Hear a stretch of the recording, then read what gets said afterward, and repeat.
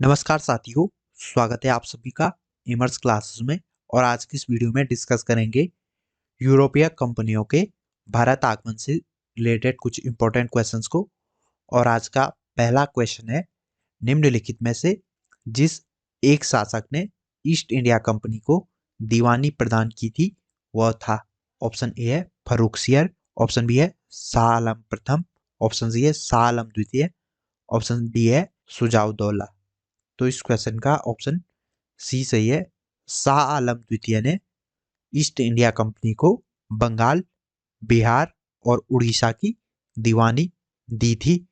अगला प्रश्न है, बंगाल की निम्नलिखित फैक्ट्रियों में से एक जो पुर्तगालियों द्वारा स्थापित की गई थी वह थी। ऑप्शन ए है बांदेल, ऑप्शन बी है चिंसुरा, ऑप्शन सी है हुगली, ऑप्शन डी है श्रीरामपुर। इस क्वेश्चन का ऑप्शन सी सही है। पुर्तगालियों ने हुगली में फैक्ट्री स्थापित की थी।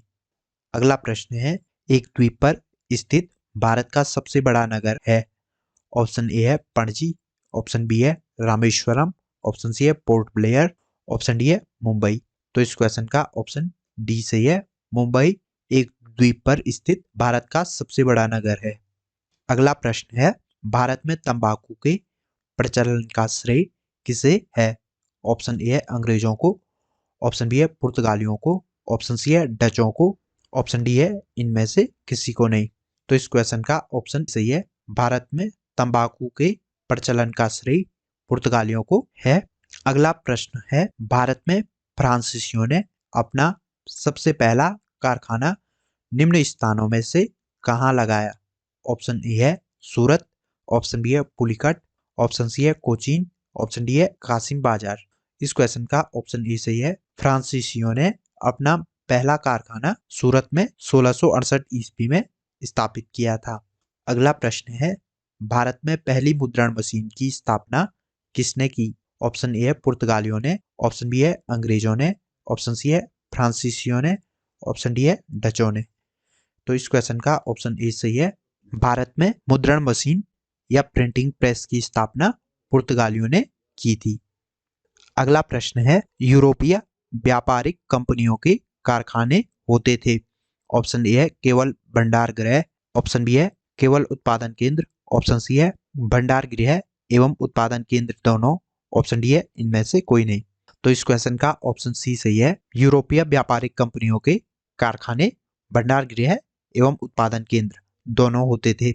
अगला प्रश्न है, पुर्तगाली उपनिवेशों गोवा, दमन और दीव को किस वर्ष जन आंदोलन के बल पर भारत सरकार ने भारतीय गणराज्य में विलय किया। ऑप्शन ए है 1950 में, ऑप्शन बी है 1954 में, ऑप्शन सी है 1961 में, ऑप्शन डी है इनमें से कोई नहीं। तो इस क्वेश्चन का ऑप्शन सी सही है। 1961 ईस्वी में भारत सरकार ने पुर्तगाली उपनिवेशों गोवा, दमन और दीव को भारतीय गणराज्य में शामिल किया था। अगला प्रश्न है, पुर्तगालियों की पहली फैक्ट्री कालीकट में 1500 ईस्वी में किसने स्थापित किया। ऑप्शन ए है Pedro Alvares Cabral, option B है Vasco da Gama, option C है अल्बुकर्क, ऑप्शन डी है अल्मीडा। तो इस क्वेश्चन का ऑप्शन ए सही है। पेड्रो अल्वारेज कैब्रल ने 1500 में पहली पुर्तगाली फैक्ट्री कालीकट में स्थापित की थी। अगला प्रश्न है, भारत से भारतीय वस्त्रों को प्रमुख निर्यात की वस्तु बनाने का श्रेय किसे है। ऑप्शन ए है अंग्रेजों को, ऑप्शन बी है डचों को, ऑप्शन सी है फ्रांसीसियों को, ऑप्शन डी है पुर्तगालियों को। इस क्वेश्चन का ऑप्शन सी सही है। फ्रांसीसियों ने भारतीय वस्त्रों को निर्यात की प्रमुख वस्तु बनाया था। अगला प्रश्न है, डचों को भारतीय व्यापार से अलग करने में कौन सफल रहे। ऑप्शन ए है फ्रेंच, ऑप्शन बी है पुर्तगाली, ऑप्शन सी है अंग्रेज, ऑप्शन डी है स्वीडिश। तो इस क्वेश्चन का ऑप्शन सी सही है। अंग्रेजों ने डचों को भारतीय व्यापार से अलग किया था। अगला प्रश्न है, वह कौन सा निर्णायक युद्ध था जिसमें अंग्रेजों ने डचों को हरा दिया, जिस कारण डचों की भारत में चुनौती खत्म हो गई। ऑप्शन ए है बेदरा का युद्ध, ऑप्शन बी है वांडीवास का युद्ध, ऑप्शन सी है प्लासी का युद्ध, ऑप्शन डी है बक्सर का युद्ध। इस क्वेश्चन का ऑप्शन ए सही है। वेदरा के युद्ध में अंग्रेजों ने डचों को हराकर भारत में डचों की चुनौती को खत्म कर दिया था। अगला प्रश्न है, डचों ने अपनी पहली फैक्ट्री 1605 ईस्वी में कहाँ स्थापित की? ऑप्शन ए है सूरत, ऑप्शन बी है कालीकट, ऑप्शन सी है मसूलीपट्टनम, ऑप्शन डी है पुलिकट। तो इस क्वेश्चन का ऑप्शन सी सही है। डचों ने 1605 ईस्वी में अपनी पहली फैक्ट्री मसूलीपट्टनम में स्थापित की थी। डचों द्वारा भारत से कपास, अफीम, नील, रेशम और चावल का आयात किया जाता था। अगला प्रश्न है, सीकरी और आगरा पहुंचने वाला पहला अंग्रेज व्यापारी था। ऑप्शन ए है रॉल्फ फिच, ऑप्शन बी है जॉन मिल्डेल होल्ट, ऑप्शन सी है विलियम हॉकिंस, ऑप्शन डी है सर टॉमस रो। इस क्वेश्चन का ऑप्शन ए सही है। रॉल्फ फिच पहला व्यापारी था जो सीकरी और आगरा पहुंचा था। अगला प्रश्न है, 31 दिसंबर 1600 को किसने एक रॉयल चार्टर जारी कर ब्रिटिश ईस्ट इंडिया कंपनी को पूर्वी देशों के साथ व्यापार करने का एकमात्र अधिकार दिया?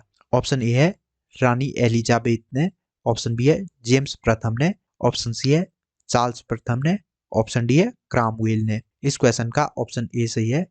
रानी एलिजाबेथ ने 31 दिसंबर 1600 को एक रॉयल चार्टर जारी कर ब्रिटिश ईस्ट इंडिया कंपनी को पूर्वी देशों के साथ व्यापार करने का एकमात्र अधिकार दिया था। अगला प्रश्न है, ब्रिटिश ईस्ट इंडिया कंपनी का प्रथम गवर्नर कौन था? ऑप्शन ए है थॉमस स्मिथ, ऑप्शन बी है रॉल्फ फिंच, ऑप्शन सी है रॉबर्ट क्लाइव, ऑप्शन डी है थॉमस रो। तो इस क्वेश्चन का ऑप्शन सी सही है। रॉबर्ट क्लाइव भारत में ईस्ट इंडिया कंपनी का पहला गवर्नर था। अगला प्रश्न है, कैप्टन विलियम हॉकिंस किस जहाज से भारत पहुंचा? ऑप्शन ए है हेक्टर, ऑप्शन बी है ड्रैगन, ऑप्शन सी है स्क्वायर, ऑप्शन डी है इनमें से कोई नहीं। इस क्वेश्चन का ऑप्शन ए सही है। कैप्टन विलियम हॉकिंस 1600 ईस्वी में हेक्टर नामक जहाज से सूरत पहुंचा था। अगला प्रश्न है, किस मुगल बादशाह ने 6 फरवरी 1613 ईस्वी को एक फरमान जारी कर अंग्रेजों को सूरत में एक स्थायी कोठी खोलने की अनुमति दी? ऑप्शन ए है अकबर, ऑप्शन बी है जहांगीर, ऑप्शन सी है शाहजहां, ऑप्शन डी है औरंगजेब। इस क्वेश्चन का ऑप्शन बी सही है। जहांगीर ने 6 फरवरी 1613 को एक फरमान जारी कर अंग्रेजों को सूरत में एक स्थायी कोठी खोलने की अनुमति दी थी।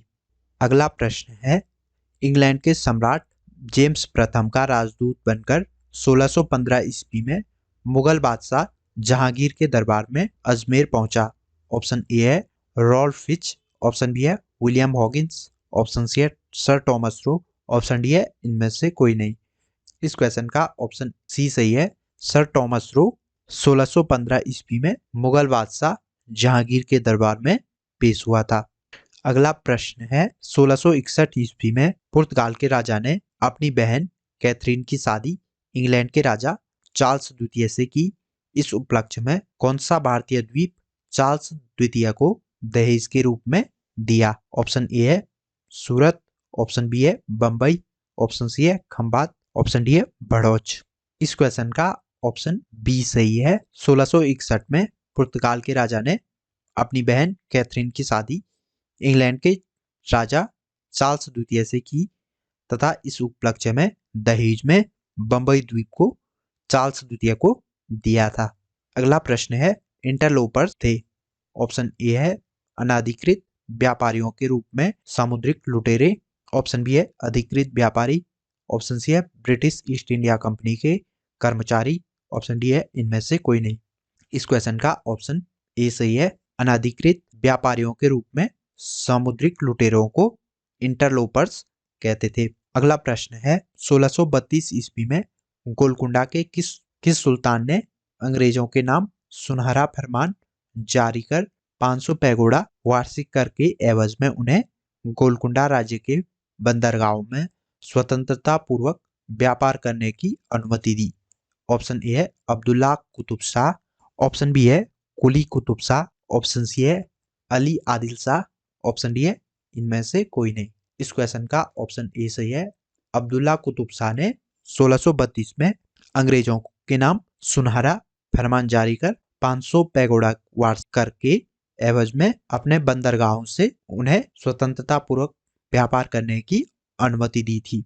अगला प्रश्न है, 1639 ईस्वी में अंग्रेज फ्रांसिस डे ने कहाँ के शासक से मद्रास को पट्टे पर लिया और वहां एक किलाबंद कोठी बनवाई? ऑप्शन ए है चंद्रगिरी के राजा से, ऑप्शन बी है कालीकट के राजा से, ऑप्शन सी है बीजापुर के सुल्तान से, ऑप्शन डी है गोलकुंडा के सुल्तान से। तो इस क्वेश्चन का ऑप्शन ए सही है। अंग्रेज फ्रांसिस डे ने 1639 ईस्वी में चंद्रगिरी के राजा से मद्रास को पट्टे पर लिया था। अगला प्रश्न है, अंग्रेजों ने पूर्वी भारत में पहली बार उड़ीसा में महानदी के मुहाने पर हरिहरपुर, बालाशोर एवं पीपली में फैक्ट्रियां कब स्थापित की? ऑप्शन ए है 1633 ईस्वी में, ऑप्शन बी है 1651 ईस्वी में, ऑप्शन सी है 1608 ईस्वी में, ऑप्शन डी है इनमें से कोई नहीं। इस क्वेश्चन का ऑप्शन ए सही है। अंग्रेजों ने 1633 ईस्वी में पूर्वी भारत में हरिहरपुर, बालाशोर एवं पीपली में फैक्ट्रियां स्थापित की थी। अगला प्रश्न है, किसने 1680 ईस्वी में एक फरमान जारी कर अंग्रेजों पर चुंगी की दर 2% से बढ़ाकर 3.5% कर दिया? ऑप्शन ए है शाहजहां, ऑप्शन बी है जहांगीर, ऑप्शन सी है औरंगजेब, ऑप्शन डी है इनमें से कोई नहीं। इस क्वेश्चन का ऑप्शन सी सही है। औरंगजेब ने 1680 ईस्वी में एक फरमान जारी कर अंग्रेजों पर चुंगी कर की दर को 2% से बढ़ाकर 3.5% कर दिया था।